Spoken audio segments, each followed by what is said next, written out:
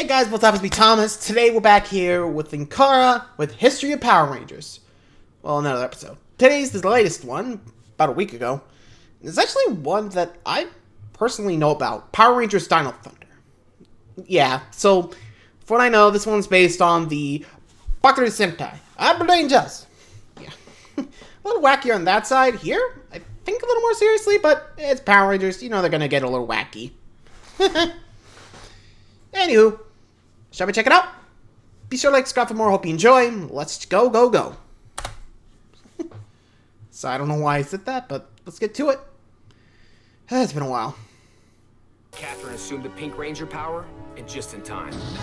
We were under attack. Oh yeah, and there was that period where time kind of reversed and we all became children and a bunch of aliens took over for us, and Aisha remained behind in Africa in the past, except she became a teenager again when time was restored, and her family moved over to Africa too, and then this girl named Tanya joined us, and, well, I guess all that This was a weird episode.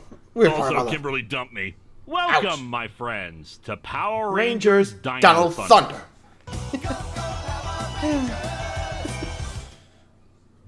As I have to frequently remind people, what you Yeah, are watching this now is the Disney. is the second version of History of Power Rangers. I finished History of Power Rangers in 2015. Or to be more accurate, I was caught up in 2015. I only had to do videos every 2 years after that for any new series being produced. The original Dino Thunder video was done in 2011. The old versions don't exist except for anyone who downloaded and archived them or re-uploads them elsewhere. And I should have I think there these were a few re-recordings and re-uploads, re-edits now I think done about by it. now. And aside from rewriting some gags or adding more background information than I originally included, I really don't want to keep bringing up more recent developments that happen in relation to the show or its actors in these redone versions. It just makes things more complicated, especially when it's in relation to tragedies. But I can't ignore Fair. it. What with a big season like this one and its star? People are seeing these for the first time, have never seen the version from 2011. Wait, And if I don't talk about it, didn't people Ranger- will wonder why the hell I didn't. Dino Thunder features the return of Jason Tom? David Frank as Oh. Tommy, not only as an It's active his last ranger, season here, too. but the mentor of the season. In the original video, I did an analysis of the character's mental state because of an episode's plot and the psychological effects that have been possibly hurting him as a result of being a ranger for so long. I am retaining that analysis for this video, but remember, Tommy Oliver was not the same person as Jason David Frank. JDF Nope. was an actor playing a character, and I am talking about the character. Yeah, the not analysis the of actor. Tommy is not a reflection of JDF or what led to his tragic passing in 2022. With that, R.I.P. let's get Tommy. into Dino Thunder. I Or in love the this Dino case, Thunder theme Jason song. David It Frank. did take a few listens to finally let it catch on, but it's got a strong rock rhythm, and I really wish there was more incidental music using bits of this instead of recycling the stock music from Ninja Storm. Yeah, true. The season begins with the two-parter Day of the Dino. In a flashback, we see this mysterious martial arts expert escaping It's from an Tommy. island We as all it know it's explodes Tommy. around him, chased by the Stingwingers as demonic cousins. Yes, it's Tommy, who jumps into the water to Woohoo! avoid the blue screen explosion. According to Jason David Frank, he returned to the series as a favor to Doug Sloan, who told him that the Oh. ratings were in decline. Several years later, that we even see true? him entering Reefside High School and become a science professor. I mean, you remember how in the old days he was totally into science, archaeology, and teaching, right? I mean, clearly this was the career path he was always meant for after we saw him on a racetrack in Turbo. We also meet Cassidy, kinda a reporter weird. for the school's TV show, and Devin, her bumbling cameraman. Tommy notices a kid in the class is missing, which would be Connor McKnight, who's practicing soccer instead of going to classes. When his goalie asks about them getting in trouble for this, our wise and future Red Ranger has this to say. She's a woman, and women are just grown-up girls. Need I say more? I think you've said quite enough, Mr. McKnight. Hey Connor, ever wondered what it feels like to have a soccer ball shoved up your ass? We also meet As well. Ethan, the local nerd, or at least this show's interpretation of a hacker. nerd, and Kira, the local guitar player. Ethan Basically hacks in the school Misfits. sprinkler system. This is why not everything needs an internet connection, kids. And Kira is berated by Principal Randall for not having a permit for her little jam session. Kira points out that people who play instruments have a higher chance of getting into college. Well, you're hardly college material now, are you, Miss Ford? It was her love That's of a punch in the empowering face. youth that got her into this profession. The three are given a week's detention, and Tommy the task of watching the three as he goes to a museum outside of town. He sends them off on a wild goose chase while he investigates why the place is Management. closed. discovering that the museum is now under the management of Anton Mercer Industries, something he says is impossible. The three fall into a giant sinkhole while a CGI T-Rex chases after Tommy. Don't you love how Power Rangers is a show that allows me to read a sentence like that without flinching? Tommy, being a badass, roundhouse kicks the dinosaur, but to no avail. You know, Tommy's gotta be having giant dino, right like, now. really?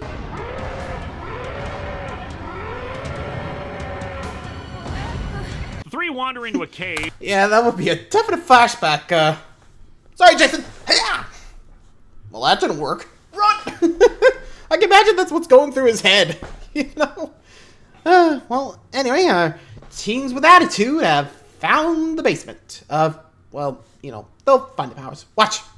While the T-Rex smashes into a road, revealing it to be a robot. Man, serious. That was a cop-out. The teens discover the entrance to a hidden laboratory and 3 gems in the center of the room. They each take one as they start to glow. Right. The 3 run off as the foot soldiers of the season chase after them, Kira suddenly becoming Black Canary thanks to her gem. She also displays some martial arts prowess while Ethan's skin suddenly becomes super strong and rock hard. Connor gains super speed and they fight off the foot soldiers. This is the first real season to truly display what's known as civilian powers. They were technically present in Ninja Storm as well, but I wrote that off for the fact that, well, they used magical ninja powers anyway, so it didn't really count. Did they even use it that often, there's though? no excuse. I do not like Both civilian seasons, powers at all. Part of the idea of Power Rangers is that they morph in order to gain superpowers to fight evil. That while they might be good fighters as civilians, the powers make them, well, powerful. Civilian powers cheapen the morphing, making it seem like the suits are just an afterthought. They really have no purpose but to add special effects to unmorphed fights. Except we shouldn't really want special effects in unmorphed fights. Those fights are supposed to show our heroes kicking ass with martial arts. The next day, Kira gives up her gem to the others, saying she doesn't want anything to do with this. Cassidy says there's something odd about Tommy, especially after she called Angel Grove High and they wouldn't give her any information about him. It's like his private records are some big secret.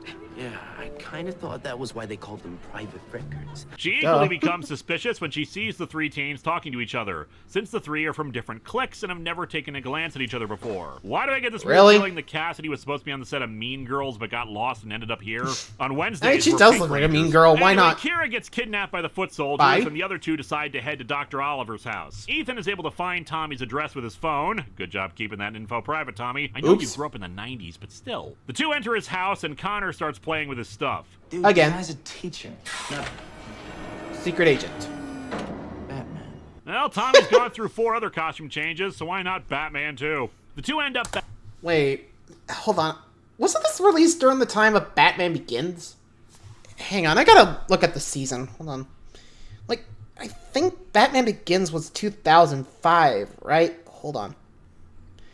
I mean, I don't know why he said it like that, but I can imagine. Let's see here. Sorry, okay, 2005. And... Thunder... Let's see. Let's see. Years... Should be 2005, I think. Let's see. Oh, year 4. Okay, I thought this actually took place... Okay, so it's... Sorry, I was just like... curious about that whole, like, Batman line there, but... Honestly, I thought it was, like, a nod to, like, Batman Begins, but... had to. Moving on. Back in the lab, Tommy explains that the creatures that took Kira were called Tyrannodrones. And you know that because... I helped create them. Oh, class project? Our main villain makes his presence known to Kira, who seems to take the dinosaur man rather well. The villain, Mesagog, is apparently very stealthy since he keeps teleporting behind Kira, though maybe that's because the camera can't seem to stop spinning. We also meet his henchwoman. You kind of look familiar.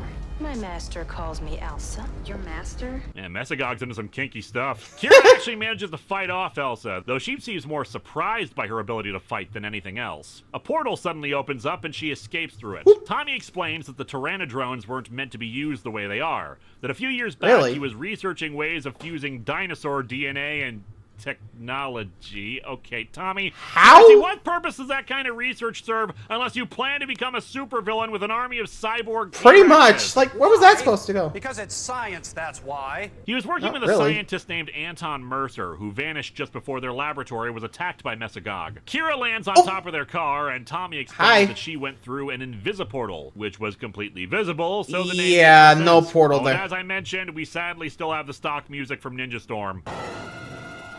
You sure about that? The four fight the monster and the Tyrannodrones. A little trivia note on Tommy's fighting during the season. Longtime fans of the show know that Tommy liked to say his little fighting, "Hiya!" and "See, hiya!" Well, apparently Disney didn't know that and passed on a memo to him asking him to stop swearing during the fight scenes. Say-ya. The forces retreat and Was that even Mesogog swear? starts planning an Whoops. assault on Reefside. Along with the Tyrannodrones is Mesogog's other general, Zeltrax. The citizens of Reefside will think that idiot Lothar has returned to town. I like Mesogog already. The next day, the city is engulfed in darkness as Mesogog releases Biozords to attack the city. The teens go to Tommy the and they Megazord. all head to his lab, where he explains that he helped build them as well. Tommy further says that the three need to tame the Biozords to stop them. He explains that ever since he And there's found the the Dino Morphers. Gems, he's prepared Morphers to harness their powers and use them to become Rangers. Aren't you supposed to fly or have superhuman strength and stuff like that?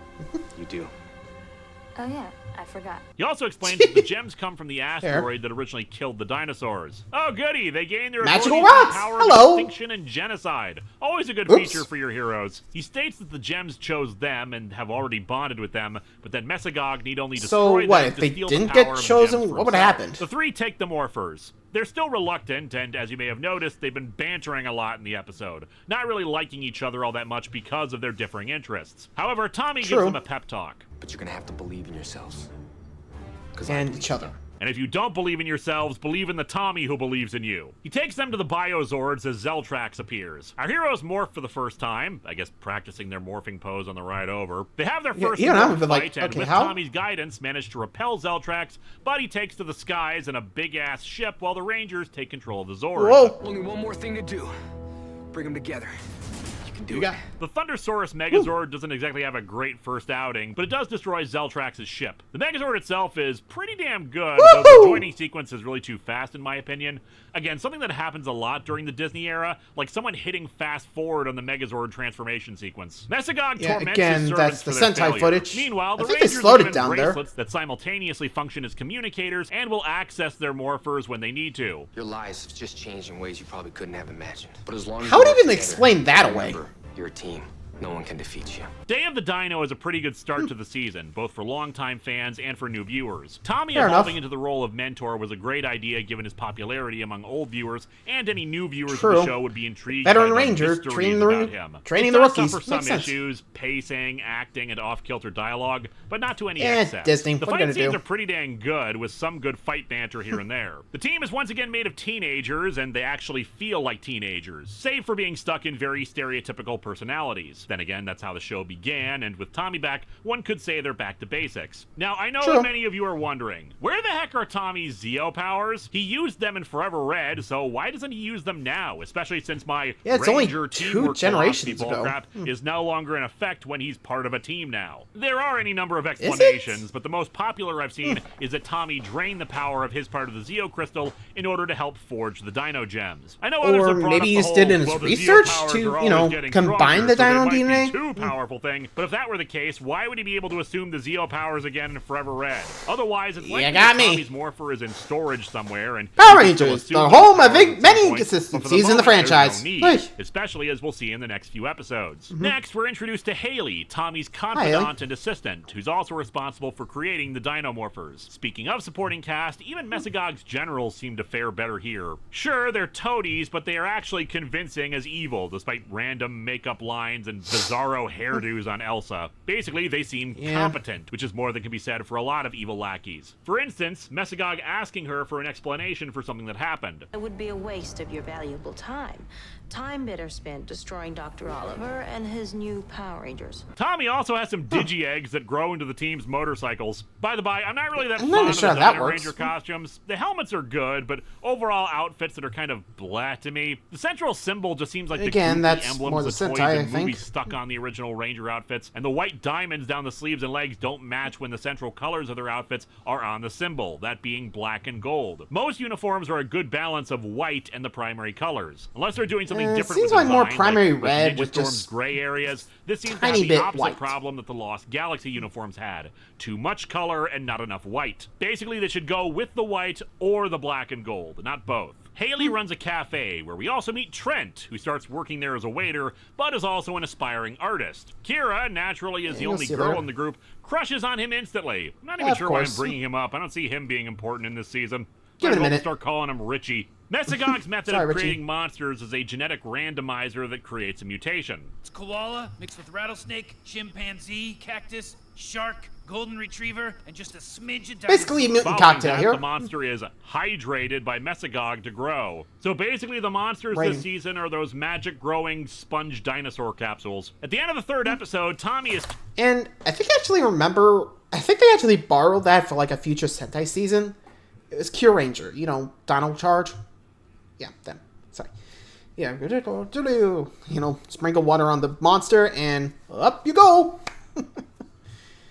I don't know how that's even word work, but still.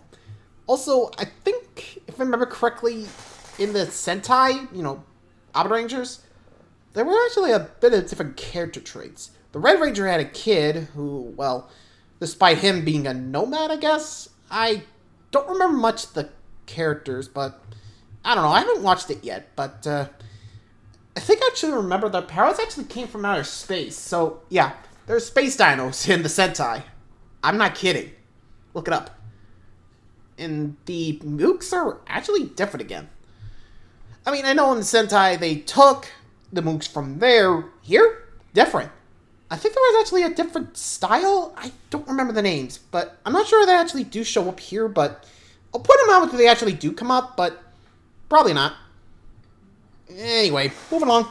Kidnapped by the villain, leading into the 500th episode of Power Rangers. Naturally, for a series that has lasted that long, a massive achievement, especially for a kids show, they go all out, do everything they can to make this episode special and the most exciting 22 minutes of television ever it's a made. recap, isn't it? Clip show. There you with go. The awesome title of Legacy of Power. While Mesogog holds Tommy prisoner, Haley and the Rangers go through Tommy's video journal of Power Rangers history. His history of Power Rangers, if you will, as he's been chronicling the group for years. Since it's very abridged, there's a lot missing. For example, Tanya isn't mentioned at all, and after Lost Galaxy, he stops listing off all the individual members. Cole doesn't even actually get shown in civilian footage. Wild Force's segment is all of 3 sentences. Here's what I don't get. As I said, the post-production team in New Zealand wasn't in the best of shape, so you can understand why they had difficulty with new footage they shot. But how exactly do you screw up the audio of old episodes? Rangers,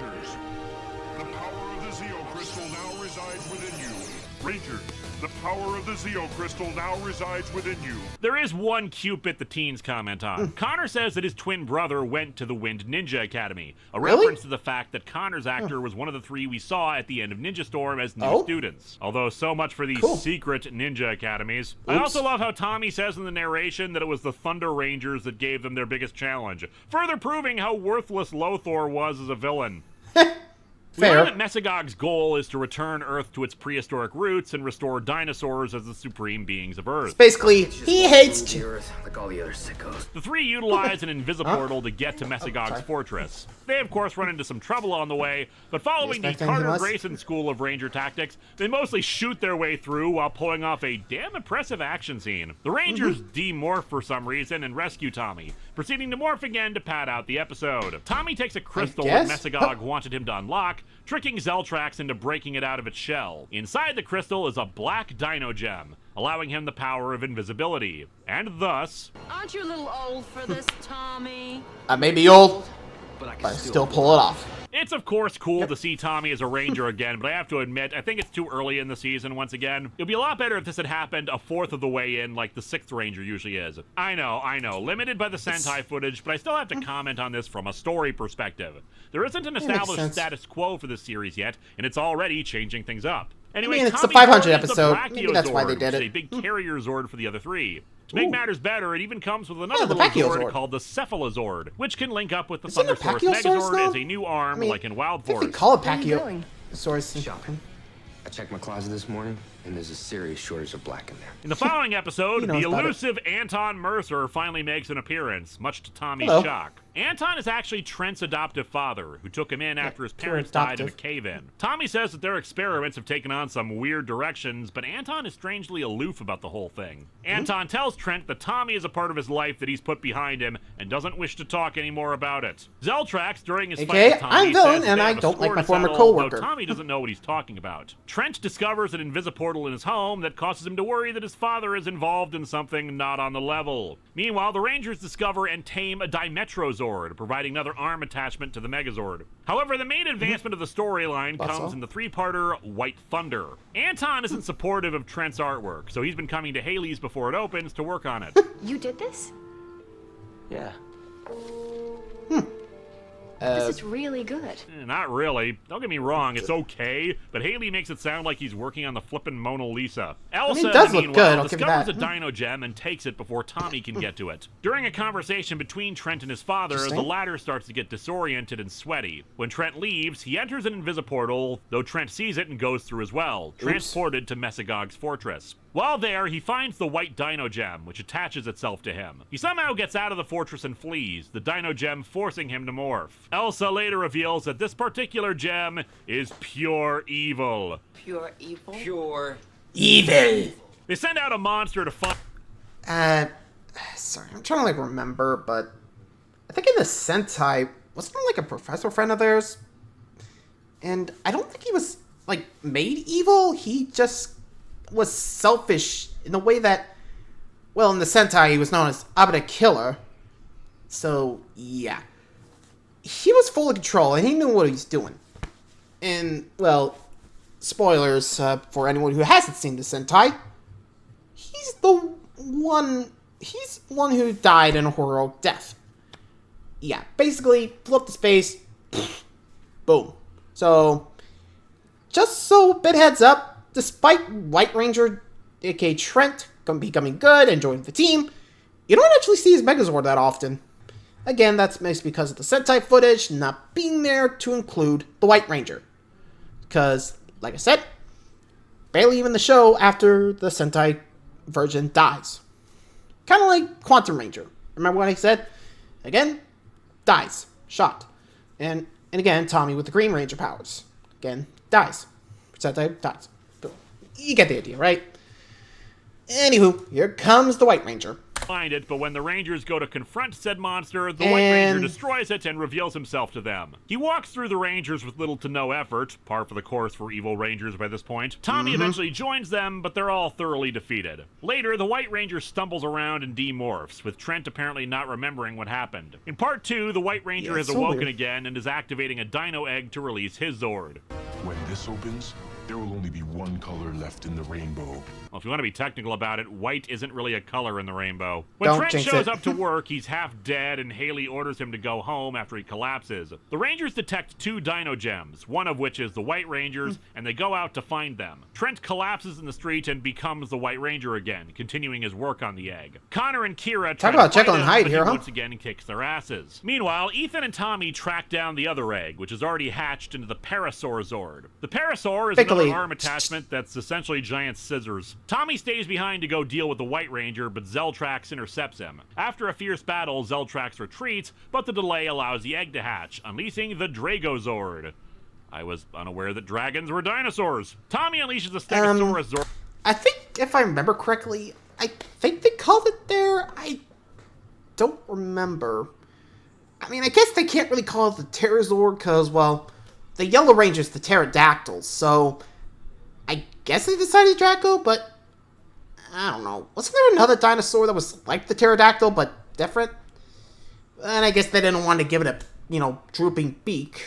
Like kind of like a pelican, but yeah, I can see why they went with the Draco name, but I think it's just Draco.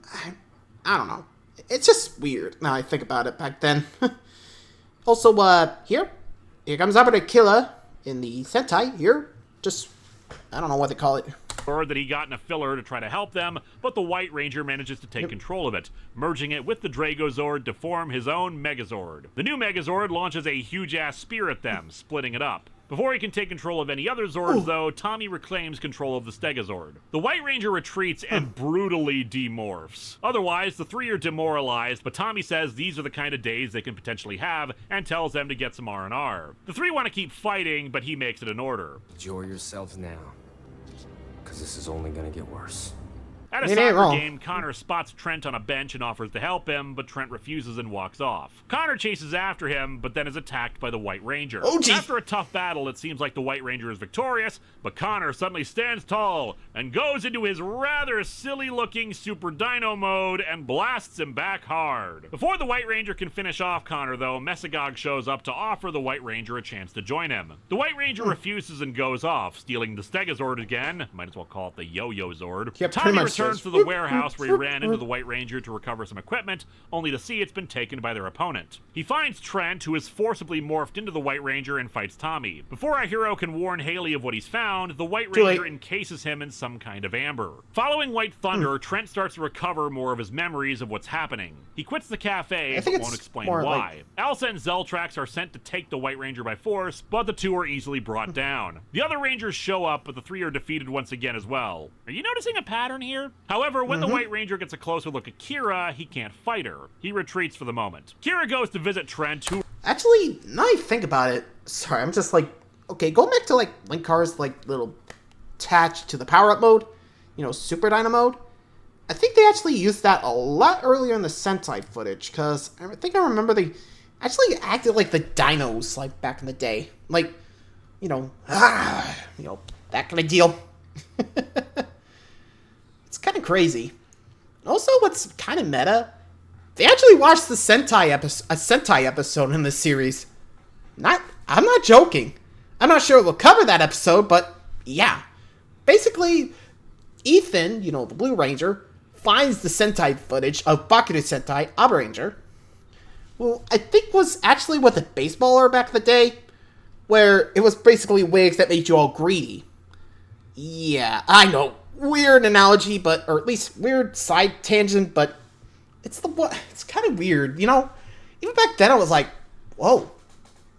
And honestly, that was my first ever exposure to Super Sentai, so yeah. It's kind of crazy when you think of it like that. Makes a good nod to the, like, you know, the originator of Power Rangers, Super Sentai, in a way. And I guess after all that time, I'm like, I guess it's stuck, because, well, I'm a fan of Super Sentai, and checked it out every now and again. Anyway. Who reveals to her that he's the White Ranger. She goes to get the others, but Elsa has found him too, sending out the Tyrannodrones to just a just a comically large net. While Mesagog recognizes him as Anton Mercer's son. He tries to get Trent to join him once again, but Trent morphs and escapes. He summons his Megazord, and the Rangers prepare to fight, though Connor tells Kira on no uncertain terms that they have to do whatever it takes to stop Trent. Haley also reveals a new Dinozord, the Ankylozord. As the new Zords are wont to do, it becomes a new arm. And also, drill and the Zords here actually talk. Later, I'm not kidding. Kira again, saying it's too late for anyone to help him, that the gem is taken over. He tosses aside his sketchbook and leaves, telling Kira he has to go to prevent himself from hurting anyone. Following that, there's a filler involving a meteor that unlocks recessive personality traits with whoever comes in contact with it. However, at the end, Haley manages to use the radiation from the meteor to free Tommy from the amber. However, once can't power down. They find that he can't demorph. Behind the scenes, this all occurred because JDF worked out a deal with the producers that allowed him to go home to the States and visit his family while shooting 10 episodes, only doing voiceover during them. After another attack by Trent, 2 more of the auxiliary Zords are captured by him. Connor and Ethan are against helping free Trent, but Tommy tells them that he was in a similar position to the kid once, and they shouldn't give up on him. The White Dino Gem has assumed full control over him, meaning even when he's demorphed, it's the White Ranger that's talking. To throw another wrench into matters, at the beginning of Burning at Both Ends, Mesagog reverts into Anton Mercer. And in the next episode, we learn that it's a Jekyll and Hyde relationship. Consequently, Trent's Dino Gem power is also to be invisible. While looking through old photos, including this little bit of nostalgia. Wow. Nice hair. Hey, it was in style back then. Kira and Tommy discover an old picture of him first joining up with Anton Mercer, where he also met a guy named Terrence Smith, or Smitty as Tommy called him. Terrence was up for the same job as Tommy with Mercer Industries, but Tommy was the one who got it. Smitty went to work for another company but was apparently killed in an accident. Naturally, it turns out Zeltrax is Smitty. I was on the verge of a breakthrough. when it all went wrong. Our villainous backstory, a clumsy idiot. Pretty Anyway, much. Messagot Like, found why are him you and blaming reconstructed Tommy him for it? using Jeez. cybernetic components. A backstory that sounds much cooler and darker than it actually is. And I'm still not sure what exactly the revenge is that he clumsy wants, idiot though. who Just blames because he didn't Tommy get the for a job with mistake he Mercer's made. company. That part wasn't even brought up when he explained his backstory. And considering Messagot is Anton Mercer, he technically got the long-term employment with him in the end. True. I don't know, maybe it's because he ended up like this, but he didn't really bring it up like that. Anyway, Zeltrax...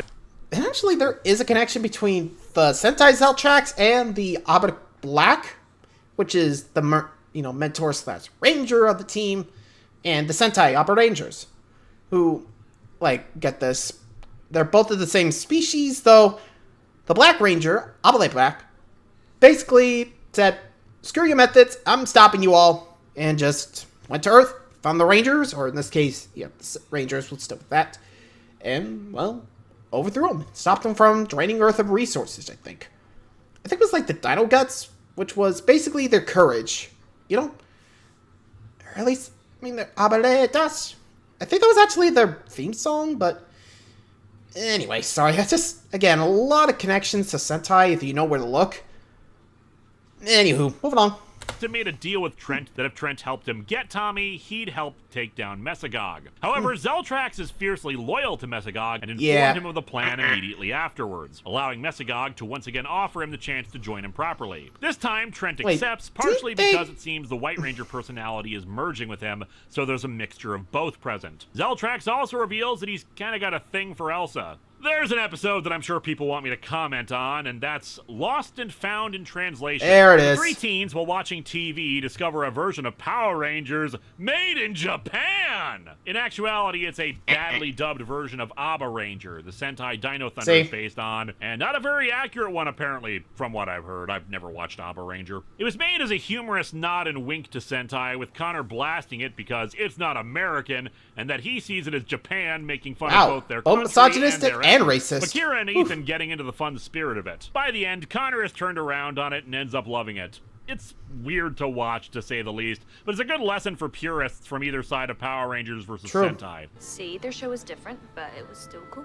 I laugh at this because I still get the occasional comment from people who are frustrated that I don't watch the Sentai. It's just I don't have any interest in it. Power Rangers is what I grew up with and am nostalgic for. But I can appreciate that we wouldn't have the series without Sentai, but they are, in the end, different products. I would hope by now, after Mega Ranger versus In Space, Mighty Morphin going really for depends 3 on what seasons, Sentai you're and watching, you know? versus the 3 different Sentai they took footage from, and even Dino Thunder versus Abba Ranger, people would accept that. I mean, unless Abba Ranger had a mentor who was previously from Zhu Ranger. Still, if you want to see me talk about Sentai a bit, I remind you that I'm the Fourth Wall, my actual main show. This is a side series. I've done a handful of reviews for Go-Kaiger, Zhu Ranger, and even some Kamen Rider. Anyway, after that, Zeltrax and Trent battle for the position of second in command, with Trent winning through. Later, Mercer tells his son that he's worried about what the Dino Gem has done to him and explains his backstory. I was sure I was on the verge of a whole new technology.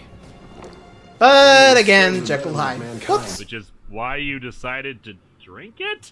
Through Why? a series of events, Zeltrax blames Trent for the destruction of some of Messagog's experiments. As a result, Messagog ties down Trent and tries to kill him. However, Mercer's personality breaks through and redirects the beam meant to kill him. It bounces off everything with the Dino Gem, shattering the coding that created the other personality while keeping the power itself active. Yep, his father has freed him from the White Ranger personality.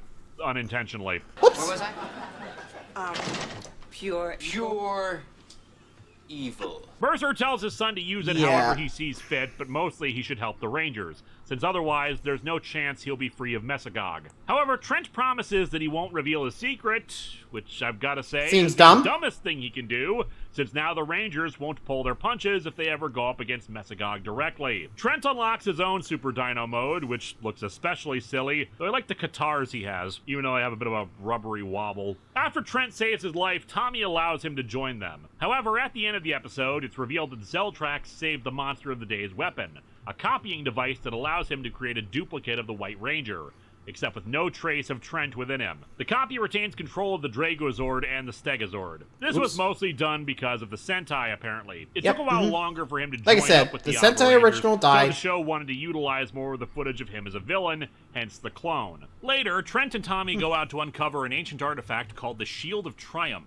Connor comes to help, and Tommy explains that only someone in sync with the universal dino energy can retrieve it. Whatever the hell that is. Does he mean the morphing grid? The Rangers all contribute to the power, allowing Connor's form to upgrade into the Triassic Ranger. The downside is that the power-up needs the other Rangers to contribute their energy to it, demorphing them, at least for 2 episodes before they find a way around it, so what was even the point? Along with the Triassic powers, Haley invents a new assault vehicle for Connor to pilot. During the vehicle's trial run, Zeltrax and Tommy enter into a final battle aboard Mesagog's ship. Tommy, deciding to end the feud once and for all, destroys him along with the ship.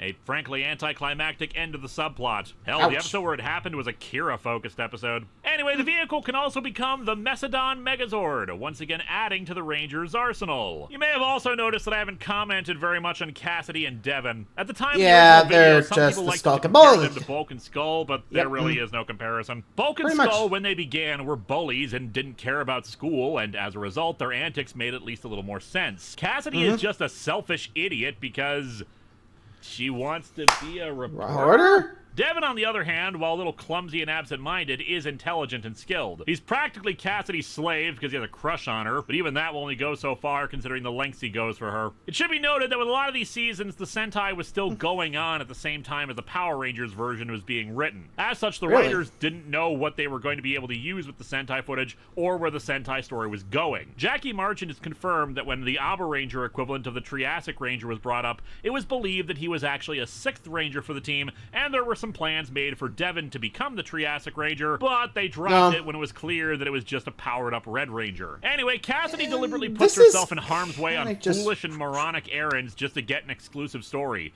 interrupting the Rangers in the middle of a fight to try to get an interview. Hell, she once ignores the closed sign on Haley's Cafe for completely vapid reasons that rely on other people actually being there, even though, since the place is closed, logically, no one would be there for her. However, as time goes on, Kira gets a job as an intern for a TV station, and Ethan, after accidentally hooking up with Cassidy for a date, actually befriends her. Through the mutual acquaintance, Kira manages to land Cassidy a reporting story or 2 for the station, and she's thankful to Kira for it. So afterwards, she remains shallow, but has a few deeper levels to her.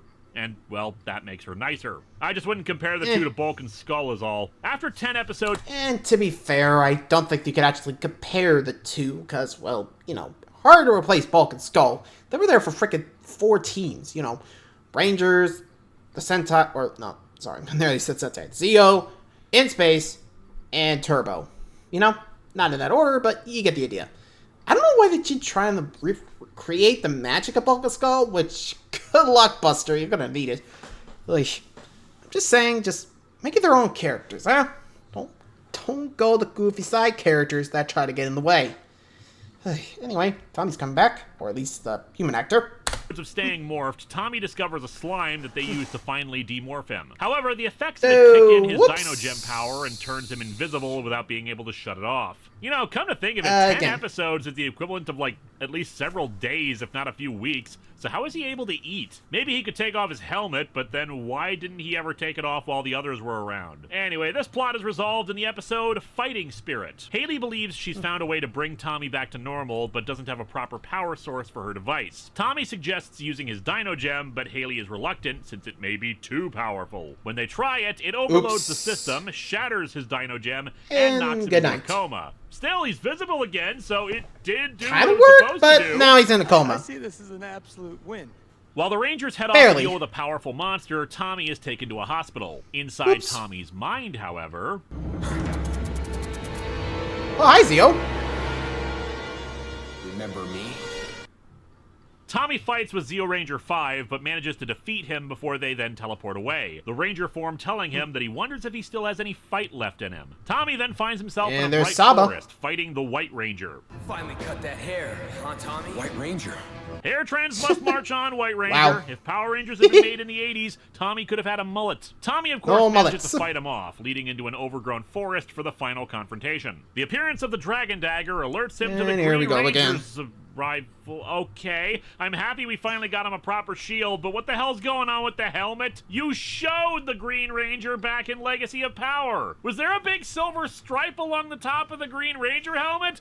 No! So then why did you add one? Jeez, maybe Tommy's got me. some brain damage. Anyway, the Green Ranger defeats him, but Tommy promises to never give up. This is somehow all that was needed. The Green Ranger reveals that he passed the test. Zeo Ranger 5 coming in to say that he's been fighting for his life. And you've proven your will to live is stronger than any Ranger power. Was it ever in doubt that Tommy didn't want to die? Well, we'll get to that Maybe? when we I analyze mean- the character for this season. Anyway, his gem is... Honestly, I think that was the coma deal. Like, I don't know. Like, the will to live, like he said? Yeah, honestly, even I don't know. My guess is maybe it was like his turmoil and they brought it in. I mean, he was gone for 10 episodes, so... well, maybe he didn't eat during those 10 days he was in the suit, so maybe that's why he was put into coma when, you know, that happened, but I don't know. That, or maybe he got unconsciously scared of the power since, you know, he was, 1, trapped in it, and 2, turned invisible permanently, in a way. Yeah. I don't know if I would like my powers after that, so... oops. Anyway, moving on. Restored, and Tommy shows up and helps the other Rangers, even unlocking his Super Dino mode. In the next episode, Zeltrax inexplicably returns and How? I think he's gotten over his crush for Elsa. Bye, Connor, Elsa. having a crush on some And girl the in the Battleizer. activates his Battleizer when Zeltrax kidnaps her. Again, Power This Ranger kinda exclusive comes here. Out of nowhere, and wait, the Battleizer gives him Mr. Fantastic arms? The hell? The Battleizer's Again, ridiculousness this Power time, Ranger aside here, from not his stretch Sentai. arms, comes in goofy, huge shoulder pads, which are always flapping around whenever Connor moves. Anyway, using the Battleizer, Connor defeats Zeltrax, but the villain survives the encounter. Whatever happened to him, though, has changed his attitude about Mesagog. Tell your master he will never again treat me as a slave. He made me, but he will never destroy me. During a fight with So, the Rangers, does that Zeltrax mean suddenly Stick- vanishes when the White Smitty's Ranger still clone in there? reminds him of how Mesagog gave him life. That's never brought up again. It's just a Odd. thing. Thanks for that pointlessness. Bye. In the next episode, Trent tries to get his father to let him talk to the other Rangers and have them help him, but he refuses, wanting to settle things himself. Yeah, you're doing a bang-up job of it, Anton. Stay the course. Meanwhile, back at Mesagog's fortress, the White Ranger clone collapses in pain. Elsa says that this was only a matter of time. When Zeltrax created you, it caused a glitch in the morphing grid. Hi, Morphin Grid. Exist simultaneously. The clone challenges the other to a fight, attempting to destroy them with his Zords, but he can't sustain himself long enough to continue the fight, and he loses control over his Zords. In the wake of his defeat, the clone goes to fight Trent, conveniently going to his Super Dino mode so the audience can tell which one is which. After a fierce Fair. battle, the clone is defeated, and the remaining power is reabsorbed into Trent's Dino Gem. It once again feels anticlimactic. Sure, the fight itself was awesome, but from a story perspective, the clone didn't really do much other than be a standard henchman. I think it would have worked better if Trent had been separated from his powers completely and he had to reclaim them later, plus making his work. saga a neat parallel to Tommy's. Evil Ranger becomes good, loses his power, then gets them back again. Anyway, our story continues with some construction workers heading out to lunch. When they're gone, though, the ground opens up. Hi, Luthor. Kira spots Blake at the cafe, thinking she's seen him somewhere before. She goes up to ask him about it, but he only figures it's because of his work as a motocross rider. He invites her to Fair. the show, and we cut to the Wind Academy. Tori, Shane, and Dustin are training some students, and obviously doing a lot better than they used to back in their time. The three have come full circle from where they started, showing them use their skills that they didn't do too well with originally. They even tell their students the same thing the sensei had told them about how they need to consider how committed they are to their ninja training. They receive a message from the sensei telling them to meet them at the highest point in the city at sunset and to tell no one what they're doing. For some reason, the three They fall arrive for in what it? is clearly the afternoon and not sunset. The sensei tells them that Lothor has come back. They're naturally worried since they've lost their powers, but fortunately the sensei says that Cam has been working on 3 new wind morphers, which he then gives to them. However, when they activate them... Let's do it. And there we go. Brainwashing. Okay, Cam, we're gonna need to issue a product recall. That's a pretty big design defect. Nah, the whole thing was a trap by Lothor, and now they're evil. The real sensei Oops. being shown is tied up. Cam goes out looking for his father and finds the message, along with some slime that he recognizes was at the Abyss of Evil. Because I guess he Oops. made sure to take note of the slime from it during the season finale. Lothor goes to the Ninja Academy with new monsters in tow. Apparently the I bet morphers the students will be Lothor like, gave "Oh, them God, not do again." work. allowing the three to morph and capture the other Ninja Academy students. Lothor's nieces, to save their own skin, say they'll work for him again. Back at Tommy's lab, Haley got says the she's outfits been getting again, I'm not strange sure readings why. from the Ninja Academy, and that she's been in contact with Cam before. Speaking of, really? Cam returns to the Academy to find it in ruins and calls Hunter away God damn it from the again. Thunder Academy. Blake gets the call as well and says goodbye to the three Dino Rangers, who in turn are called away by Tommy. They explain the situation to the Dino Rangers, and the main three are sent to deal with the mind-controlled Wind Rangers. Trent and Tommy stay behind in case Mesagog tries to take advantage of the situation. The two Ranger teams engage one another, but the Dino Rangers are clearly at a disadvantage,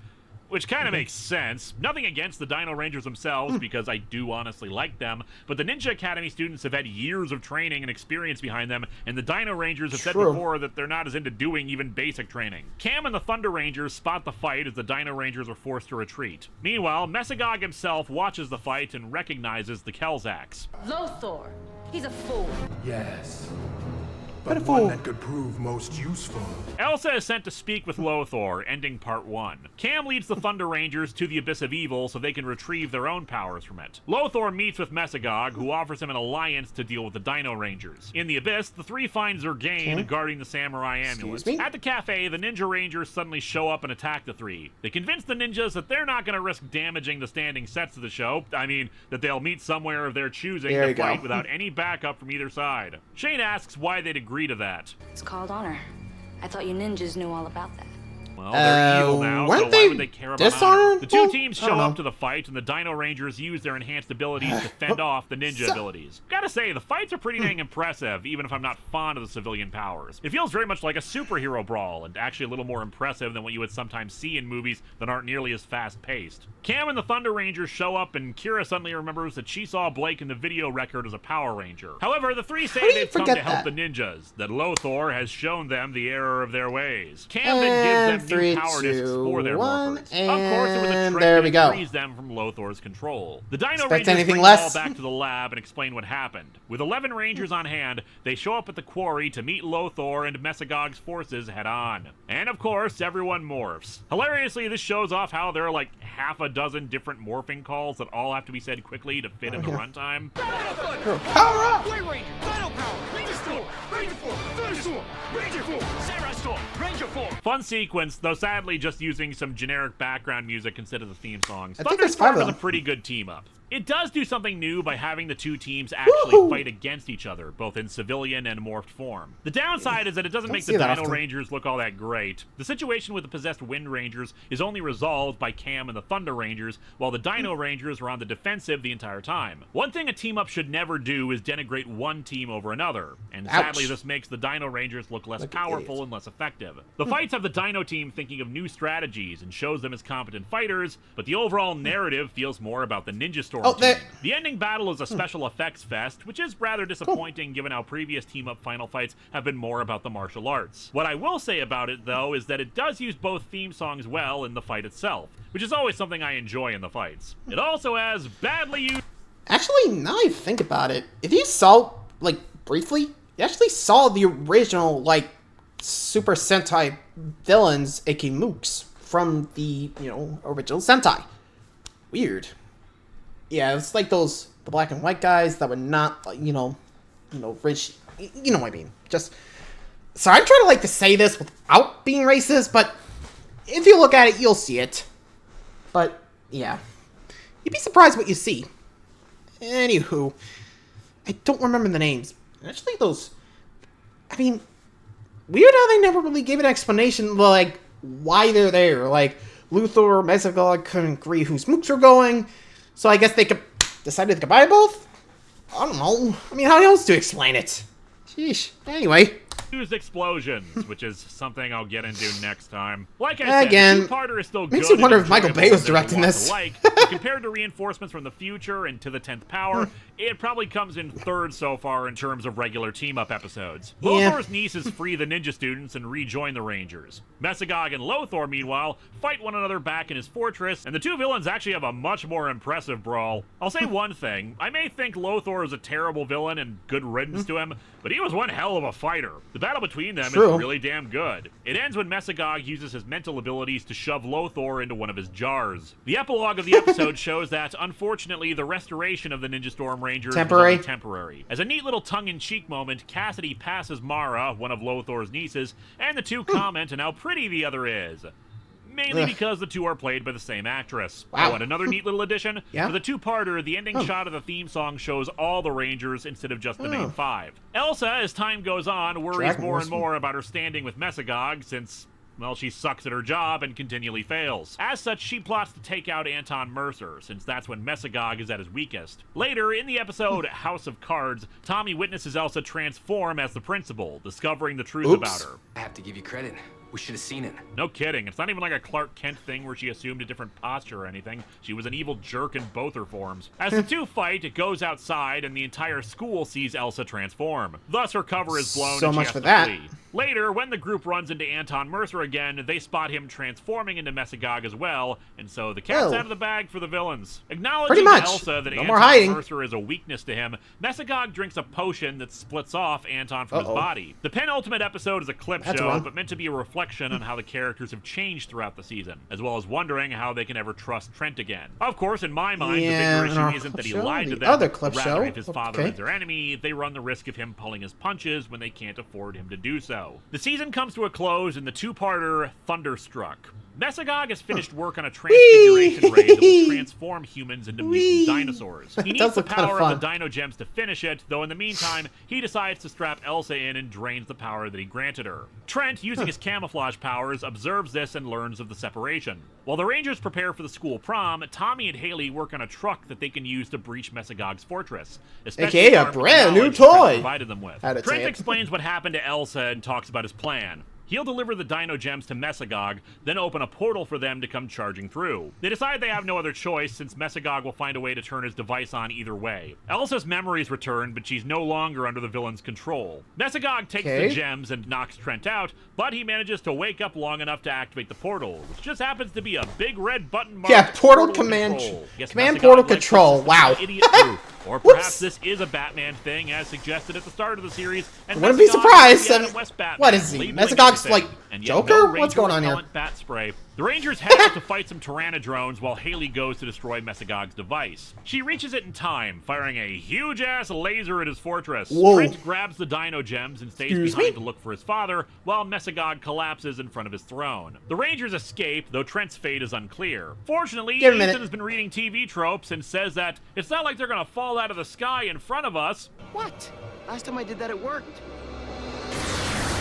There we go. See? However, Zeltrax enters Hey, the lab it works. and starts Uh-oh. blasting everything, taking Elsa with him to end part 1. The Rangers return to the Poor lab to Elsa. find it in ruins. They check the black box and discover what Zeltrax did. Mercer blames himself for what happened, but Tommy tells him to quit whining. But if there were no Mesogog, We can't go back and change what's happened. Mesogog is gone. Didn't you do that before? Back in my Power Zeltrax Rangers? constructs a new Zord, and holy crap, he just blew up a mountain! Yep. Anyway, he keeps Elsa inside of the Zord as a human shield. Tommy and Kira infiltrating the thing, while the others directly engage it in their own Megazords. The Megazord's drill attack provides a convenient getaway for the Rangers, allowing Elsa to escape. Tommy and Kira destroy Zeltrax, for realsies this time, and the rest And of the Zords that was actually arrive. the end They're of the forced to follow Sentai there. TJ maneuver of setting their Zords on self-destruct and Final. sacrificing them to destroy Zeltraxes. However, to really bum the Rangers out after losing the Zords, Mesogog shows up, Yep, explaining still that he was alive. able to absorb enough of the Dino Gem's energy to complete his transformation. Witness the face of your final battle. What, no pure evil? Honey, you got real ugly. Elsa Yep. spots Cassidy and Devin recording the team as they morph and face off against the mutated Mesogog. The five charge in on Super Dino mode, but sadly their slow motion and silly rubber additions aren't enough to stop him. Even Connor's Battleizer fails to impede him and he starts replicating. The only way they can find to stop him is by uniting the power of their Dino Gems and unleashing them on the four Mesogogs. They succeed, but the Dino Gems are completely drained. Cassidy and Devin reveal themselves and hand over the tape to them, since Cassidy realizes that ruining their lives to make her own better would be wrong. And thus, prom time. Connor goes with the one-shot girl, and Ethan goes with a girl he met in line for a movie. Trent tells Tommy that he's planning on going to an art school in the fall. Mercer and Thank you, Elsa Mercer. look like they're gonna get together. Tommy's gonna stick around. I was thinking of staying here teaching, living a quiet life. You know, invent some kind of master morpher or something. Don't. I got nostalgic for all my old suits when I saw them again. Just want to say we've had an interesting year. We've been through a lot. More than any school should have to go through. but we made it. Hey, remember when I kicked a robot dinosaur? That was weird. Kira performs on the stage with a brief montage of clips to send us off and end the season. Dino Thunder is an excellent series. Many praise it simply for the return of Tommy, but the fact is Tommy's presence is just a nifty addition to an already solid show. Dino Thunder succeeds in almost every area. The action is fantastic, save for a few moments scattered throughout. The characters are well developed and each Can't given be a bad chance on to really 100. shine. No one feels left out. Most of the True. jokes are Woohoo! genuinely funny with great banter. The villains are equally well developed, though their defeats aren't exactly the stuff of legend, which is where we have the only major flaws of the season. There's a lot of great build-up for most of the stories, but little in actual payoff. Many great ideas are brought up, but their resolutions leave a lot to be desired. I do like that it was his father that freed Trent from the White Ranger personality, but I don't like that it just kind of happened unexpectedly. It's brought up that Zeltrax has a crush on Elsa, but nothing comes of it afterwards. Bye-bye. Having a second White Ranger who's evil could have brought about some interesting possibilities, but really it probably was just confusing to anyone who jumped into the middle wondering why the hell there were two Rangers who looked exactly the same on either side of the fight. Hell, the evil White Ranger didn't even start questioning anything about his own existence, you know, standard am I a real boy kind of stuff, until his final episode. Until then, he was just a lackey. Still, I like the minor nod to continuity, unintentional as it may be, that they made with him. See, as we might recall, too much pink energy is dangerous. As amusing as the line is, this probably demonstrates he has a point. The Two Rangers can't be existing at the same time. Of the same powers. Too much white energy is just as dangerous. While the season officially ends at episode 38, there are two brief sequences that some list as part of the season run, though only one is partially significant. The second is just Tommy practicing martial arts and giving a very brief abridged story of his life as a ranger. The other was an extra on the Dino Thunder DVDs and takes place right after the events of the main series. Ethan is trying to make an archival history of the Dino Rangers' time, but keeps running into technical issues. With Kira's help, they uncover a large stone beneath the cafe's floor, which people have said is a physical representation of the morphing grid itself. It shows the two images of the future, really just a preview of the next season. Yeah, AKA it's not SPD. anything actually important, but it's neat to see the two again in events taking place after the series. Mesogog is a great villain. Menacing, dark, and the animatronics for his jaw were really well done. He still had a take over the world mentality, but his reasoning was different than others who wanted to conquer simply for the sake of conquering. He believed in the superiority of dinosaur DNA, which probably makes him the first villain motivated by bigotry. Yeah, okay, maybe Rancic, but as we discussed in the Time Force video, the mutant thing was only the catalyst, when really he wanted overall power and destruction. Zeltrax's motivations are a little less clear. Again, when he explains who he is, he never even mentions Tommy getting the job over him at Mercer's company, so what does he want revenge against Tommy for? Yeah, that's what I said. What did he do? And his loyalty is weird too, especially since he went to all the trouble of framing Trent and all. Elsa's also a pretty good henchwoman. At times, her acting isn't all that great, but otherwise, she often comes off as imposing, and she was a competent fighter in her own right too. She's just a great lackey, and it was nice to have her turn good at the end. The Pteranodrones were visually very imposing, but lacked anything particularly charming about them. They just kind of growled, and their features were so dark that often you couldn't make out where individual ones were in a crowd. There was a second squad of foot soldiers who appeared briefly, the Triptoids, but they were hardly ever mentioned or used and just kind of looked goofy sometimes. But hey, again, that would be the Sentai there. Haley was the alpha of the season, and she did nothing. No, really, she was just there for technical support. I don't recall her ever having even a focus episode. Sorry, she was Elle. just there. We don't even know how she met Tommy or learned he was a ranger or anything like that. Connor is an idiot through and through. Upon seeing their motorcycles... Which one's mine? Duh. I'm kidding. You so weren't kidding. While early on he was motivated by rather selfish intentions, even wanting to give up his ranger powers early on so he could focus on his soccer career, his tune changed. Hell, in White Thunder Part 3, he expresses more concern for Trent and abandons his soccer game to try to help him. Sure, by the end of the series, he was still an idiot, but he was more compassionate. Trent is a tortured character. He's being pulled in multiple directions at any given time in the series, by his adoptive father, by the White Ranger, by Mesogog, etc. He admits at one point that he only knows how to draw superheroes, which might explain his demeanor and his desires. In the episode Truth and Consequences, he says he always kind of hoped he'd become a superhero, which, in the end, is what a Power Ranger is. However, in his mind, he's probably approaching from a stereotypical point of view, thinking them to be perfect and never needing help in matters. It's why he keeps running away from the Rangers initially. He feels he should be able to overcome the darkness inside of him on his own. However, as he keeps getting pushed into the role of a villain, he eventually is overcome by his inability to ask for help. His slower development and introduction was very well done, and he could have easily just been a B cast member without any real development like in the early days of Power Rangers,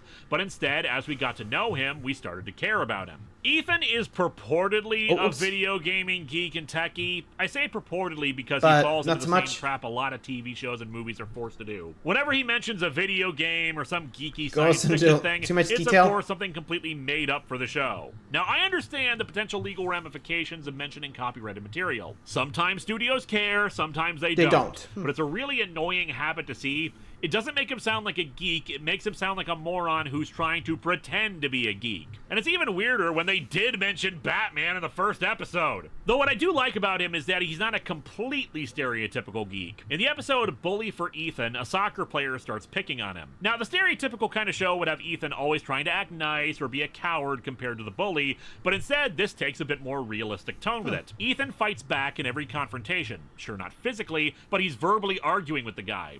He's not going to take any of this crap, and in the real world, someone who is tough enough to fight back will. Sure, in the end, he convinces the bully not to fight and makes friends with him, but he does it a lot more believably and, well, in a more original fashion. I really like it. Kira is a harder nut to crack. Like Connor, she was initially dismissive of the Ranger stuff, and I can't really pin down what it was that motivated her to be a Ranger, other than it was just the right thing to do. Her character arc seemed to be mostly about her music and learning to follow her own individual instincts and personality, and not become all about her image, emphasized in one episode where she has the chance for a larger music career, but only if she's forced to look like one of Lady Gaga's rejected outfits. So there really wasn't anything beyond that for her. It's very interesting watching Tommy from his early days and then seeing him where he is in Dino Thunder the way I have. Particularly the episode Game On demonstrates an evolution of his character. The teens complained to him about doing training, something he and his Rangers did all the time back in those days. He's mentoring teenagers who aren't like he was as a kid. They don't care about big charity causes and clubs.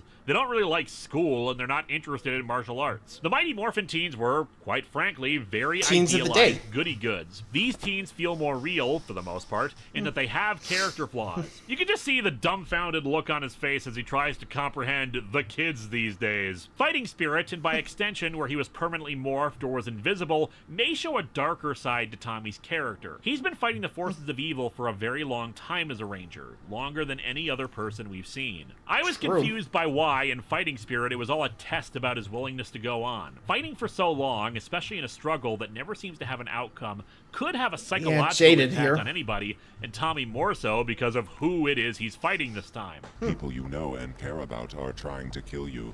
Have you noticed? When he became stuck in his morph form, it could be interpreted that that's how he saw himself all the time. As a Ranger. He wasn't Tommy Oliver. He became the Powers. It was all he was anymore. When Haley brought him out of the morphed form, he was invisible. Once again, the power was all he was. So whoever Tommy Oliver was didn't have any actual image to him. When Haley once again freed him, the powers were shattered and he retreated into his own mind, having to face all the previous powers that led him to who he was. So basically, he had to overcome his identity crisis of being the Powers. Is he the Green Ranger, the White Ranger, the Red Ranger, the Black Ranger? He's none. He's Tommy Oliver first, and being Tommy Oliver had to be what he lived for. Yeah, it's just my own nonsense interpretation, but it's what I got out of the whole thing. It kind of does make sense. Do you know who the Power Rangers? Is not who you are much more than the Power Rangers, Tommy? Dino Thunder is just a fun ride from start to finish, especially if you were a Mighty Morphin Power Rangers fan. Mind you, it's not just about Tommy. It's about a group of teenagers dealing with larger-than-life situations and growing as people while they fight the forces of evil. Its flaws are outweighed by the excellent parts of it, and I definitely give it a recommendation. Next season, we enter what is referred to by fans as the Kalish era, where opinions about the season start to become either mixed or just downright loathed. Ouch. But we'll talk about that when we call out for SPD Power emergency. Rangers SPD. I think actually, if I remember correctly, they actually do learn more into the Sentai later on. Like, SPD, real thing. Like, in the Sentai verse, you know, Space Patrol. Space Police Deca Rangers. Not kidding, look it up. So, yeah, Dino Thunder, my season. I think I kept going after this, but I think I stopped around RPM because I didn't really watch it more.